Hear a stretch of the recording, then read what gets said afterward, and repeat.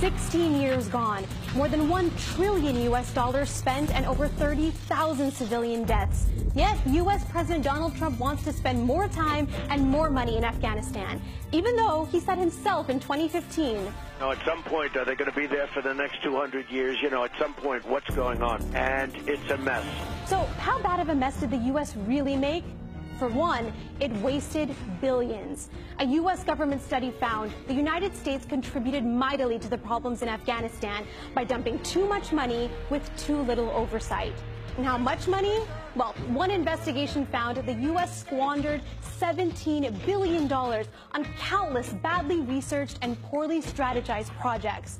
Like fighting the opium trade, since 2002, the U.S. has spent $8.5 billion on counter-narcotics efforts, and yet there's been a 43% increase in opium production.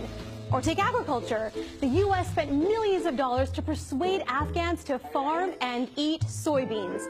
Only research already showed they're hard to grow, and Afghans don't like them. A $34 million preventable failure.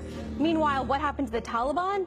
Well, the group went from being completely driven out of the country just 2 months after the U.S.-led invasion in 2001 to today controlling or contesting nearly 40% of Afghanistan. What went wrong? A lot of things.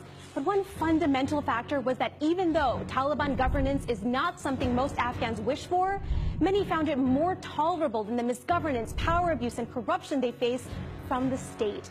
Can you blame them? Since the U.S.-led invasion, poverty, unemployment, underemployment, violence, outmigration, internal displacement, and the education gender gap have all increased. And so have civilian casualties.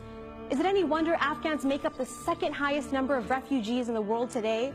Despite all these consequences, the U.S. now wants to spend more money again, send more troops again, and let the military operate with even less micromanagement from Washington to continue trying to defeat the Taliban. They may just be there for 200 years after all.